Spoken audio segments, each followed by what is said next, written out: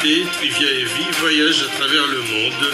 Le public a déjà pu la découvrir sur de très nombreuses scènes, parmi lesquelles le Manly Jazz Festival à Sydney, Devonport Jazz Festival en Tasmanie, le Duc des Lombards, Jazz in Barniac, Indian Jazz Festival, Festival Caribbean Jazz, et j'en passe. Trivia Heavy est l'invité de Tropic Soir à l'occasion de la sortie de son 3e album, Usawa. Auparavant, je vous aurais parlé de la chanteuse Evie Tricia.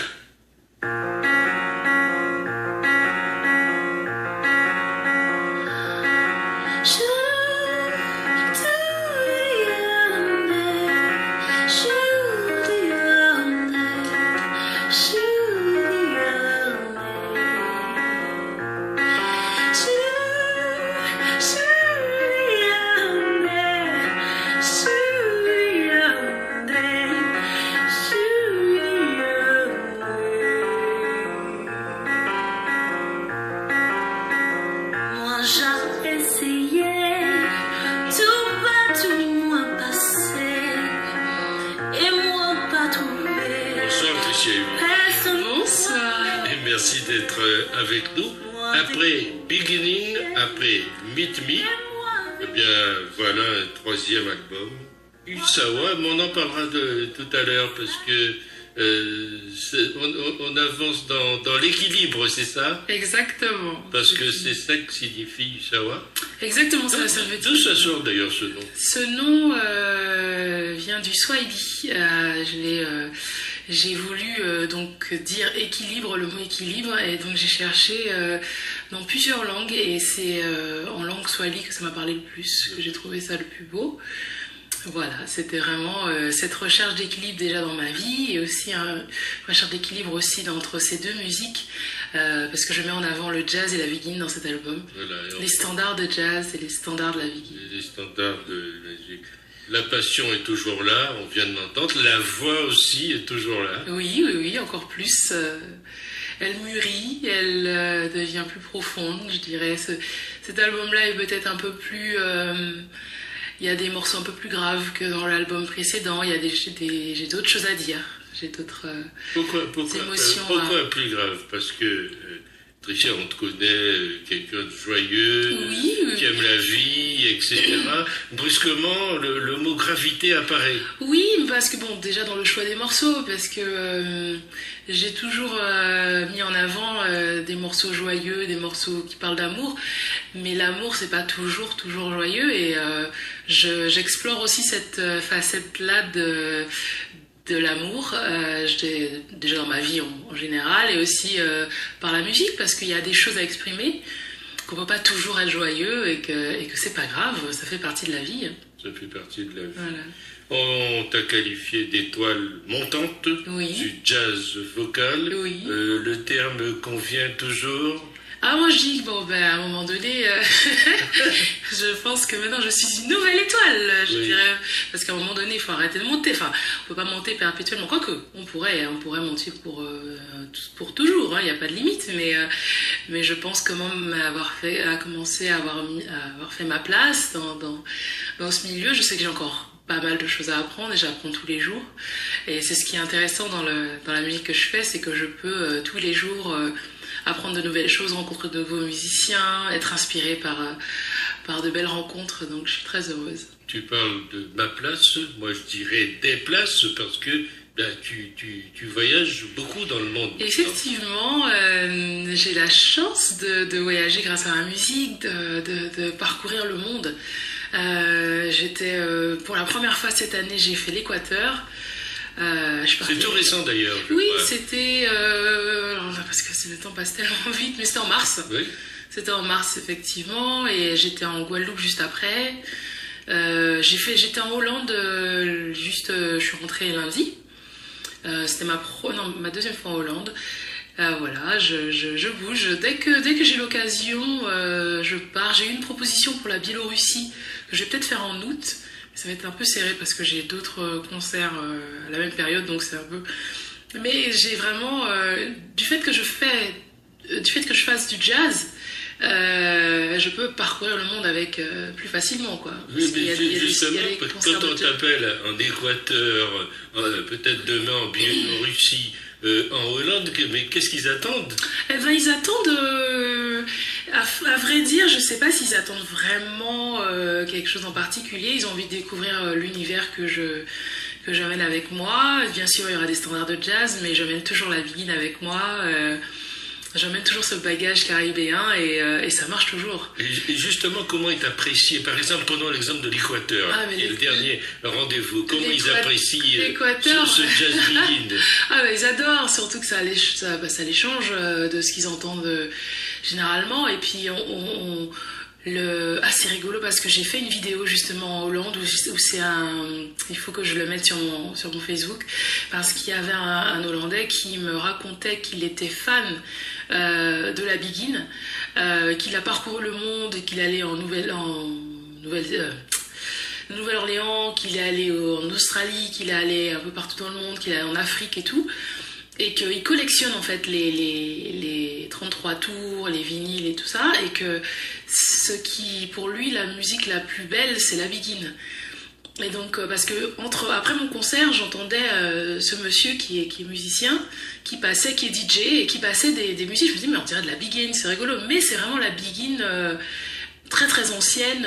Style Al-Irva, par exemple. En fait, lui, il parlait de Stélio, oui, voilà, donc, il m'a sorti tous les noms. Des grands classiques. Ah ouais, il me disait, voilà, donc je l'ai enregistré, et c'est vrai que je me dis, c'est rigolo que notre musique, elle soit reconnue comme ça à d'autres endroits dans le monde, et que parfois, nous, on ne la connaît même pas. Donc, moi, à travers mes voyages, je transporte ce petit trésor, parce que j'ai pu découvrir des morceaux de biguine qui m'ont touchée. C'est ce que j'ai voulu faire avec cet album-là, c'est vraiment faire découvrir à certaines personnes des morceaux qu'ils n'ont jamais entendus, et qu'on entend rarement à la radio, voire jamais.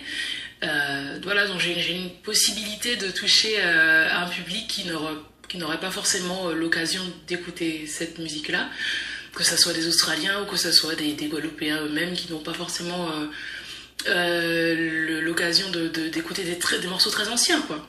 Tu es une sorte d'ambassadrice en somme. Voilà, j'ai ma petite... j'ai envie d'apporter ma pierre à l'édifice, en fait. À ma manière, à mon échelle, à échelle humaine. Oui. Si je peux convertir 2-3 pèlerins qui viendraient avec moi. Jazz, influence caraïbe, c'est un héritage musical auquel tu tiens. Oui, parce que parce que c'est le mien, parce que j'ai envie de dire, je le maîtrise, que j'ai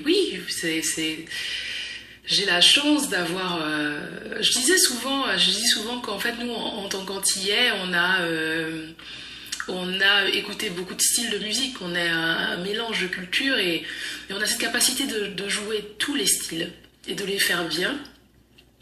Et à un moment donné, comme on est capable de tout faire, on peut aussi se perfectionner dans un style. Et je pense que c'est important de connaître les bases. Voilà, donc c'est pour ça que moi, quand je fais du jazz traditionnel, je fais du swing, je fais du jazz des années 50, 60. Je reste dans le jazz traditionnel. Peut-être qu'un jour, je partirai dans le free, mais pour l'instant, c'est ce qui me parle le plus, quoi. Les mélodies, les belles mélodies, les beaux textes, les poésies, quoi. Ça te parle et en même temps, ça plaît. Oui. Mais de toute façon, le jazz, je ne connais personne qui, quand on leur fait écouter du Louis, du Ella, reste insensible. C'est pas possible, parce que c'est vraiment une musique qui touche au cœur, une musique qui à la base est populaire, qui vient de la rue. Maintenant, il y a un peu un décalage, parce que maintenant, quand on parle de jazz, on peut passer totalement à côté, parce qu'il y a tellement de jazz différents, et parfois, on a l'impression que c'est réservé à une élite, alors que le jazz, le pur, le vrai, celui qui est du début, parce que tous les jazz sont vrais, hein, mais le jazz du début, il est accessible à tout le monde. Il est accessible à tout le monde. Alors, tu as plusieurs cordes à ton arc. Bon, j'ai entendu que tu rendais hommage, que tu chantais même presque du Brassens. Ah oui. Du Gainsbourg. Ah oui. Du Henri Salvador. Effectivement. Rien ne te fait peur en définitive. Je pense pas. Avec la musique, c'est rarement, c'est jamais même, je dirais, une histoire de peur, c'est une histoire de plaisir.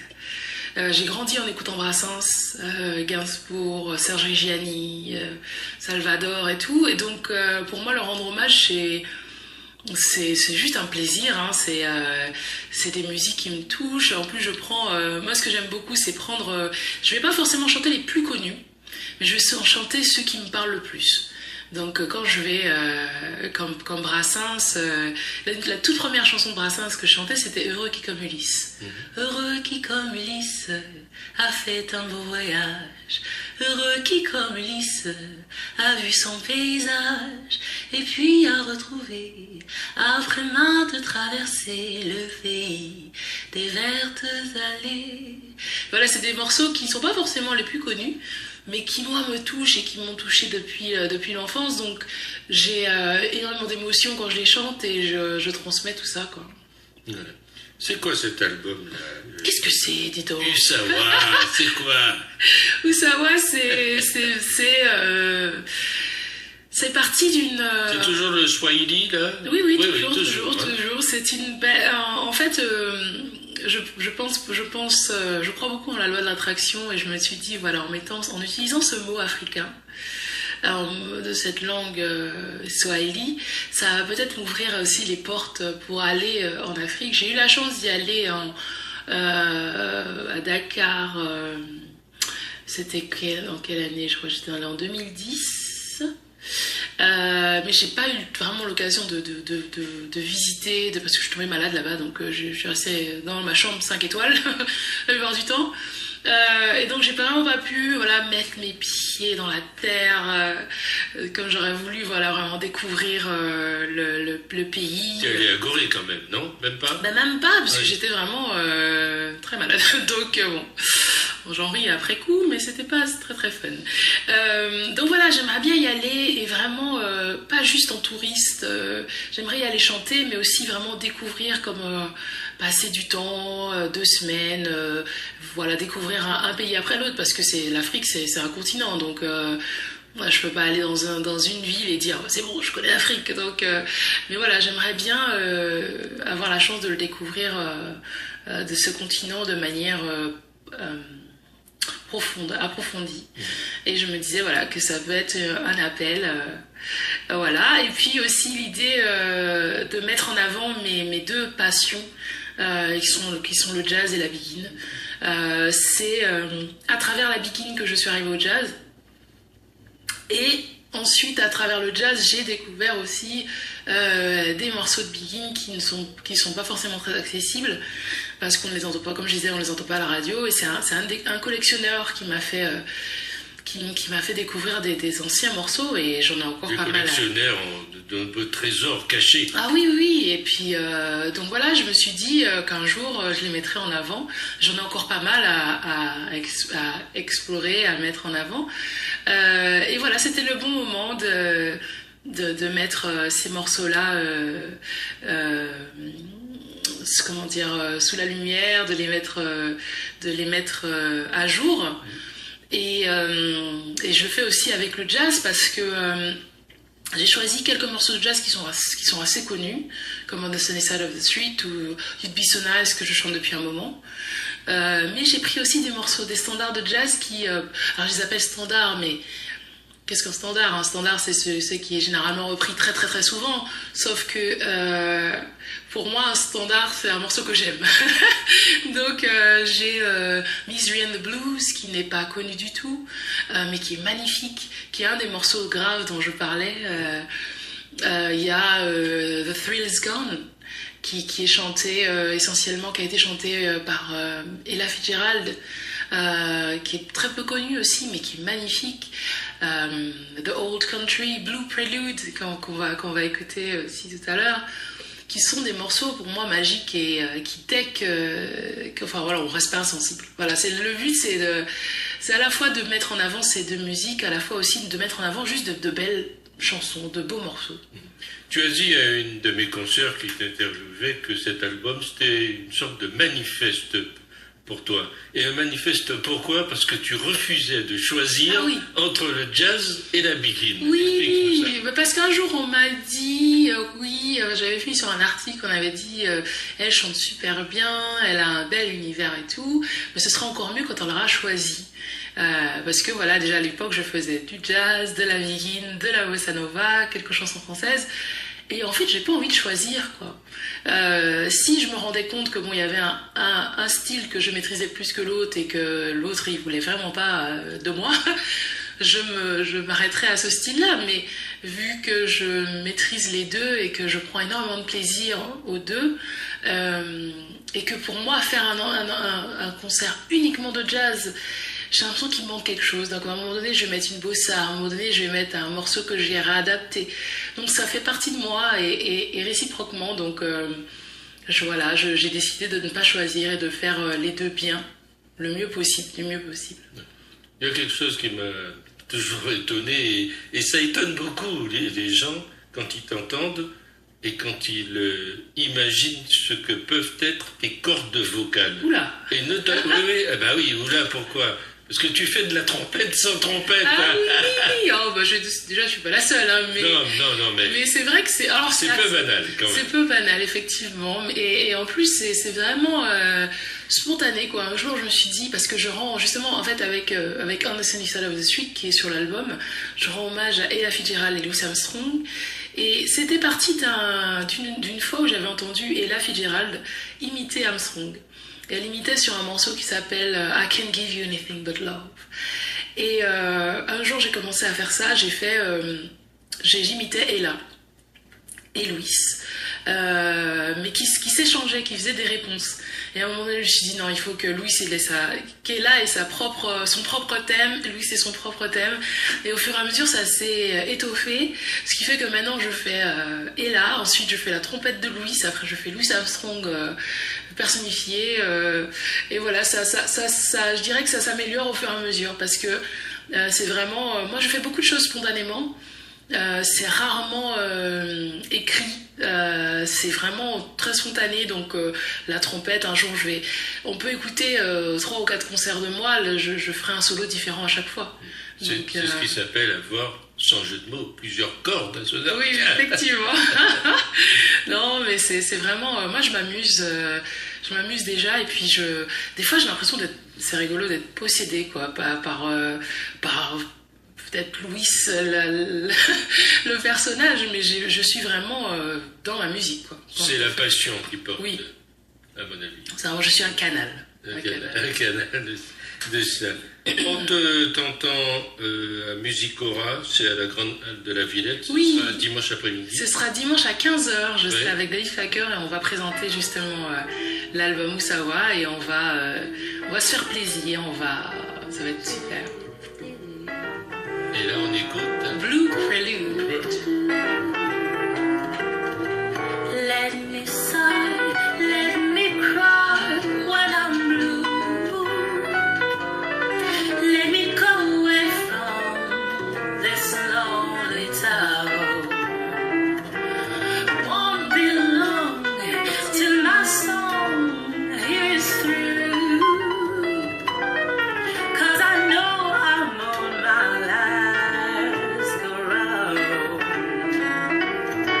All the love I could still beg or borrow cannot heal all the pain in my soul. What is love but a prelude to sorrow?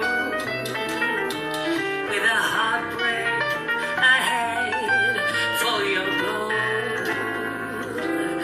Here I go, now you know why I'm leaving. Voilà, Tricia Evia et son 3e album baptisé Usawa.